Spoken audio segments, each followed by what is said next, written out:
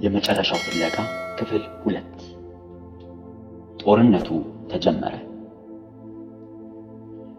ከዚያም ወደ ኋላ ይዞርኩኝና ቆሞ ወደ ነበረው የጌታ ሰራዊት ተመለከትኩ። በሺዎች የሚቆጠሩ ወታደሮች ነበሩ። ነገር ግን በቁጥር ከጠላት ሰራዊት ጋር ፈጽሞ የማይመጣጠኑ ነበሩ። እኔም ድንጋጤና ተስፋ መቁረጥ ያዘኝ። ምክንያቱም በእርግጥ የጌታ ሰራዊት ውስጥ ከነበሩ ክርስቲያኖች ይልቅ ክፉ ይጠቀምባቸው የነበሩ ክርስቲያኖች በቁጥር እጅግ የበዙ ይመስል ስለነበር ነው።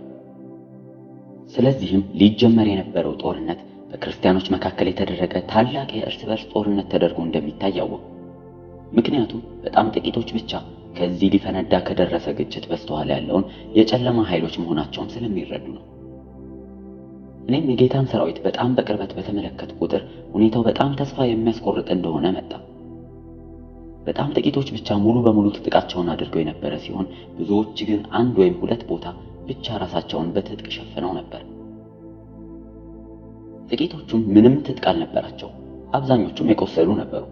ሙሉ ትጥቅም ከነበራቸው አብዛኞቹ በጣም ትንንሽ ጋሻዎች እንደነበራቸው፣ ይህም ደግሞ ሊመጣ ያለውን ጥቃት እንደማይከልላቸው አወቁ። ሙሉ ትጥቅ ካላቸውም ውስጥ መሳሪያዎቻቸውን እንዴት በሚገባ መጠቀም እንደሚችሉ የሰለጠኑት በጣም ጥቂቶች ብቻ ነበሩ። ከነዚህም ወታደሮች በጣም የሚበዙት ሕፃናትና ሴቶች መሆናቸው መገረሜን እንዲጨምር አደረገው። ከዚህም ሰራዊት በስተኋላ እልፍ ብሎ የተበታተነ አነስተኛ ስብስብ ነበር። ይህም ደግሞ የጠላትን መንጋ ይከተሉ ከነበሩ እስረኞች በባህሪው በጣም የተለየ ይመስላል። በዚህ ትንሽ ስብስብ ውስጥ የነበሩትም ልክ እንደሰከረ በጣም ደስተኛ የሆኑ ይመስሉ ነበር። ጨዋታ ይጫወታሉ፣ ይዘፍናሉ፣ ይበላሉ፣ ይጠጣሉ። ከአንዱም አነስተኛ ሰፈር ወደ ሌላው ይዘዋወሩ ነበር። ይህም ውድስቶክስ እንዳስታውስ አደረገኝ። ውድስቶክስ በ1969 በኒውዮርክ ከተማ አቅራቢያ በምትገኝ ውድስቶክ በምትባል ቦታ የተደረገ የ3 ቀን የሙዚቃ በዓል ነው። በዚህ በዓል ላይ የተገኙት አብዛኞቹ ሂፒዎች ነበሩ። ሂፒዎች ብዙ ጊዜ ጸጉራቸውን በማሳደግ የሚታወቁ ወጣቶች ሲሆኑ ባህላዊውን ህብረተሰብ የማይቀበሉና ጦርነትንም የሚቃወሙ ናቸው። እኔም ከጠላት መንጋ ወደ እኔ እየመጣ እንደሆነ ያወቅኩትን ጥቃት ለማምለጥ ወደ ጌታ ሰራዊት ሮጥኩኝ። በሁሉም አቅጣጫ ሲታይ በአብዛኛው በአንድ ወገን ወደሆነ ግድያ እየገባን ይመስል ነበር። እኔም ከጌታ ሰራዊት እልፍ ብሎ የሚከተለው አነስተኛ ስብስብ ጉዳይ በይበልጥ ስላሳሰበኝ ድምፄን በሰፈሩ ካለው ጫጫታ ይልቅ ከፍ በማድረግ ጦርነት ሊነሳ እንደሆነ አስጠነቀቅኳቸው። ታዲያ ከእነርሱም ሊሰሙኝ የቻሉት በጣም ጥቂቶች ነበሩ። የሰሙኝም የሰላም ምልክት በጣቶቻቸው እያሳዩኝ በጦርነት እንደማያምኑ ይነግሩኝ ነበር። በዚህ ትንሽ ስብስብ ውስጥ ያሉትም ጌታ ምንም አይነት ክፉ ነገር እንደማያመጣባቸው አስረግጠው በነገሩን ጊዜ ጌታ ትጥቅን የሰጠን ምክንያት አሁን እንዳለው አይነት ጊዜ ላይ ስለሚያስፈልገን እንደሆነ ላስረዳቸው ሞከርኩ። እነርሱ ግን እንዲህ አይነት ነገር ሊደርስባቸው ወደማይችል ወደ ሰላምና ወደ ደስታ ቦታ እንደመጡና ስጋትም እንደሌለባቸው መልሰው አረጋገጡልኝ። እኔም የታጠቁትን የጌታ ሰዎች ጋሻ እንዲያሳድግና ለጦርነቱ ዝግጁ ያልነበሩትን ወገኖች በመካከል እንዲረዷቸው አጥብቄ ጸለይኩ። ከዛም መልእክተኛ ወደ እኔ መጣና መለከትን ሰጠኝ። በቶሎም እንድነፋው ተናገረኝ። እኔም መለከቱን በነፋው ጊዜ ቢያንስ ትጥቃቸውን በከፊል ካደረጉት ጥቂቶቹ ሐሳባቸውን በመሰብሰብና ትዕዛዝን ለመቀበል በመዘጋጀት በፍጥነት ለጥሪው ምላሽ ሰጡ። እነርሱም በተጨማሪ ትጥቅ ቀረበላቸውና በፍጥነት ትጥቃቸውን አደረጉ። ቆስሎ የነበሩት ግን ቁስሎቻቸውን በትጥቅ እንዳልሸፈኑ አስተዋልኩኝ። ነገር ግን ምንም ማለት ከመቻሌ በፊት የጠላት ፍላጻዎች በላያችን ላይ ይወርዱ ጀመር። ቁስሎቻቸውን ያልተሸፈኑት በድጋሚው እዛ ቦታ ላይ ይመቱ ነበር። በስም ማጥፋት ፍላጻ የተመቱት ወዲያውኑ ያልቆሰሉትን ስም ማጥፋት ጀመሩ። በሐሜት የተመቱትን ማማት ጀመሩና ወዲያውኑ በእኛው በራሳችን ሰፈር ውስጥ ታላቅ መከፋፈል ተፈጠረ። እኛም ልክ በእግዚአብሔር ቃል ውስጥ አንዳንዶቹ የአሕዛብ ሰራዊቶች እርስ በርሳቸው ሊጠፋፉ እንደተነሱ እኛም ለመጠፋፋት እንደተነሳን ተሰማኝ። ረዳት አልባ የመሆንም ስሜት በጣም ከባድ ሆኖ ይሰማኝ ነበር። የጠንባንሳዎቹ መምጣት። ከዚያም ጠንባንሳዎቹ መጥተው እየተንዘገዘጉ ቁልቁል በመውረድ የቆሰሉትን እያነሱ ወደ እስረኞች ሰፈር ይወስዷቸው ጀመር። የቆሰሉትም እስካሁን ሰይፎቻቸውን የታጠቁ ጠንባንሳዎቹንም በቀላሉ መጥተው ሊጠሏቸው የሚችሉ ቢሆኑም ይህንን ግን አላደረጉትም ነበር።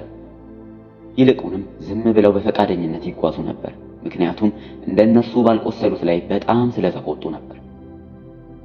እኔም በቅጽበት ከሰራዊቱ በስተኋላ ስለነበረው አነስተኛ ስብስብ አሰብኩኝና ምን እንደሆነባቸው ለማየት ሮጥኩኝ። ሁኔታው ፈጽሞ ለማየት የማይቻል ነበር። በእነርሱ መካከል የሚታየው ጉዳትም ደግሞ የበለጠ የከፋ ሆኖ ይታይ ነበር። በሺህ የሚቆጠሩም ቆስለው በመሬት ላይ ወድቀው የሰቆቃ ድምፅ ያሰሙ ነበር። ከበላያቸው የነበረው ሰማይም እነርሱ ወደ እስረኞች ሰፈር በሚያመላልሱበት ጥንብ አንሳዎች ጠቁሮ ነበር። ካልቆሰሉትም መካከል አብዛኞቹ የሚሆነውን ባለማመን ዝም ብለው ቁጭ በማለት አፍጥጠው ይመለከቷቸው ነበር። እነርሱም ደግሞ በቀላሉ በጥንብ አንሳዎቹ ይወሰዱ ነበር። ምንም እንኳን ጥቂቶች ከጥንብ አንሳዎቹ ጋር መዋጋት ቢጀምሩ፣ ነገር ግን ተገቢ መሳሪያ ስላልነበራቸው ጥንብ አንሳዎቹ ምንም አይነት ትኩረት አልሰጣቸውም ነበር። የቆሰሉትም በጣም ስለተቆጡ ሊረዷቸው የሚሞክሩትን በሙሉ ይቃወሙና ያባረሯቸው ነበር። ነገር ግን ጥንብ አንሳዎቹን በመስማማትና በፈቃደኝነት ይታዘዟቸው ነበር። ከዚህ ስብስብ ውስጥ ያልቆሰሉት ጥንብ አንሳዎቹ ለመዋጋት የሚሞክሩት ከውጊያ ቀጠና በፍጥነት መሸሽ ጀመሩ። ይህ ከጠላት ጋር የነበረን የመጀመሪያው ግጥሚያ በጣም አሰቃቂ ስለነበረ ከእነርሱ ጋር በሽሽት መቀላቀል እንድችል እስከምመኝ ድረስ ደርሼ ነበር። ከዚያም በጣም በሚያስደንቅ ፍጥነት ሸሽተው ከነበሩት አንዳንዶቹ ተመልሰው መምጣት ጀመሩ። ሲመለሱም በሙሉ ትጥቅና ረጃጅም ጋሻዎች በመያዝ ነበር። እኔም እስከማስታውሰው ይህ ለመጀመሪያ ጊዜ ያየሁት ትንሽ የሚያበረታታ ነገር ነበር። እነዚህ የተመለሱ ተዋጊዎች ከእንግዲህ ወዲህ ዳንኪራን የመውደድ ፍላጎት አይታይባቸውም ነበር። ነገር ግን አስደናቂ ጽናት አሁን በቦታው ተተክቶ ነበር። እኔም እነዚህ ወገኖች ካሁን በፊት ምንም እንኳን ስተው የነበረ ቢሆንም ዳግመኛ በቀላሉ እንደማይታለሉ አወቁ። እነርሱም የወደቁትን ቦታ በመውሰድ በኋላና በጎን ያሉትን ለመከላከል አዳዲስ ረድፎችን መስራት ጀመሩ። ይህም እያንዳንዱ የሰራዊቱ አካል እንደገና ለመቆምና ለመዋጋት ውሳኔን እንዲያደርግ የሚረዳ ታላቅ ድፍረት በሰራዊቱ መካከል እንዲስፋፋ ምክንያት ሆነ። እምነት፣ ተስፋና ፍቅር የተባሉ ሶስት ታላላቅ መላእክትም በፍጥነት መጥተው ከሰራዊቱ በኋላ ቆሙ። እነርሱንም ስመለከት ጋሻዎቻችንን በሙሉ ማደግ ጀመሩ። ተስፋ መቁረጥ እንዴት በፍጥነት ወደ እምነት እንደተቀየረ ማየቱ አስገራሚ ነበር። ይህም እምነት የጸና በልምምድ የዳበረ ነበር። የከፍታ መንገድ። አሁን እያንዳንዱ ሰው የእግዚአብሔር ቃል የሚል ሰይፍና የተለያየ የመጽሐፍ ቅዱስ እውነቶችን የሚወክሉ ፍላጻዎችን ይዞ ነበር። ፍላጻዎቹንም መልሰን መወርወር ፈልገን ነበር። ነገር ግን እንዴት አጋንንቶቹ የሚጋለቧቸውን ክርስቲያኖች ሳንመታ መወርወር እንደምንችል አላወቅንም ነበር። ለእኛም እነዚህ ክርስቲያኖች በእውነት ቢመቱ ሊነቁ እንደሚችሉና አስጨናቂዎቻቸውንም ሊዋጉ እንደሚችሉ ሐሳብ መጣለን። እኔም ጥቂት ፍላጻዎችን ወረወርኩኝ። ሌሎችም ደግሞ እንደዚያው አደረጉ። የተወረወሩትን ፍላጻዎችን በሙሉ ማለት ይቻላል ክርስቲያኖችን መቱ። ሆኖም ግን የእውነት ፍላጻዎቹ በገቡባቸው ጊዜ አልነቁም ወይም ደግሞ ቆስሎ አልወደቁም። ይልቁንም በጣም በቁጣ ተሞሉ። የሚጋለቧቸው አጋንንቶች በይበልጥ ትልልቅ እየሆኑ ይመጡ ጀመር። ይህም እያንዳንዳችንን በጣም አስደነገጠንና ውጊያውን ማሸነፍ ፈጽሞ የማይቻል እንደሆነ ይሰማን ጀመር።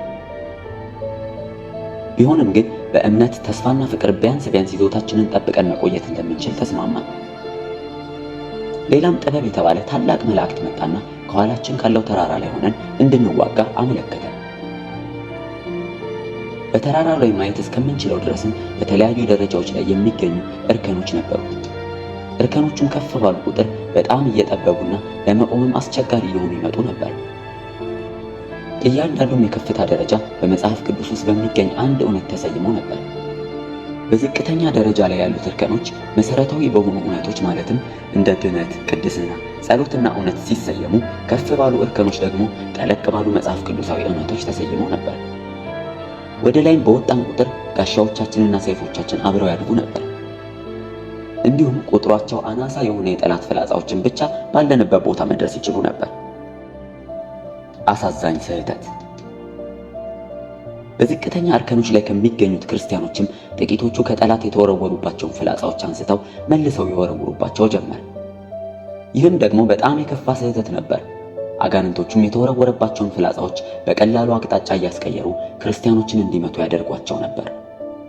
አንድ ክርስቲያንም ከተወረወረበት ከክስ ወይም ስም ማጥፋት ፍላጻዎች በአንዱ ሲመታ የምሬት ወይም የቁጣ ጋኔን ይበርና በዛ በተሰካበት ፍላጻ ላይ ይንጠለጠልበታል። ከዚያም በኋላ መርዙን በክርስቲያኑ ላይ መሽናትና ተቅማጥ ማድረግ ይጀምራል። አንድ ክርስቲያን ከእንደዚህ አጋንንቶች 2 ወይም 3 አስቀድመው በነበሩት ኩራት፣ ራስን ማጽደቅ ላይ ሲጨመሩበት እርሱ ደግሞ ወደ ራሳቸው ወደ አጋንንቶቹ የተጣመመ ምስል ይቀየር ነበር። እኛም ደግሞ ይህን የሚሆነውን ነገር ከከፍታዎች ላይ ሆነን ማየት እንችል ነበር።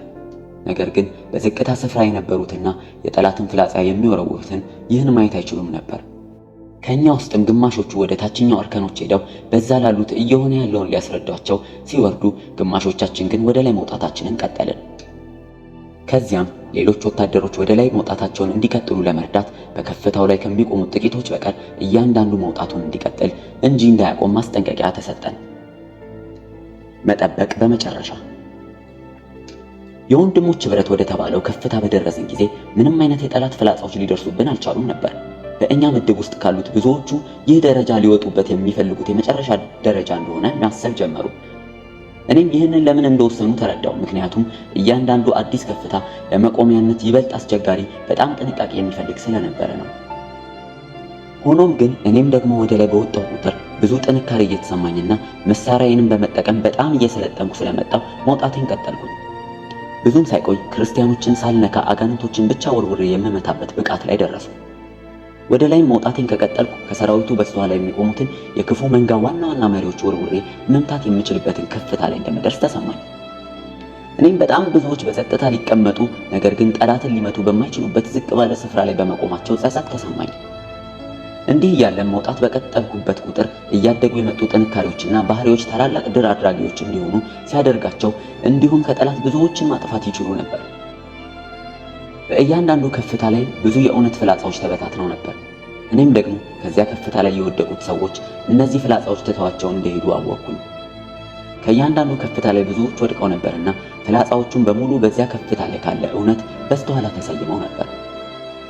ከእኛም ጥቂቶች እነዚህ ፍላጻዎች ለማንሳት ችላ ብለው ነበር። እኔ ግን ከበታቻቸው ያለውን ታላቅ መንጋ ለመምታት የምችለውን ያህል መሰብሰብ እንደሚያስፈልገኝ አውቄ ነበር። እኔም ከፍላጻዎቹ አንዱን አነሳውና ወረወርኩት። በቀላሉም አንድ ጋኔን መታው። ሌሎችም ደግሞ ፍላጻዎቹን እያነሱ መወርወር ጀመሩ። አያሌ የጠላት ክፍሎችንም መደምሰስ ጀመረ። በዚህ ምክንያት መላው የጠላት ሰራዊት ትኩረቱ ወደኛ ዞረ። ለጊዜው ብዙ መሳካት ባገኘን ቁጥር ጠላትን በጣም የሚያጠቃን ይመስል ነበር። ምንም እንኳን ስራችን ማብቂያ የሌለው ቢመስልም ነገር ግን በጣም አስደሳች እየሆነ ይመጣ ነበር። የጠላትም ኃይላት በነበርንባቸው ከፍተኛ ስፍራዎች ላይ በፍላጻ ሊያጠቁን ባለመቻላቸው በጣም ብዙ ጥንብ አንሳዎችን በህብረት መተው ሊያስታውቁብን በላያችን ላይ መብረር ጀመሩ። ሌሎችም ጥንብ አንሳዎች ደግሞ አጋንንቶቹን እየተሸከሙ እርከኖቹን በጣም በሚያንሸራትቱ እንዲሆኑ በላያቸው ላይ እንዲሸኑና ተቅማጥ እንዲያረጉባቸው ያመቻቹ ጀመር።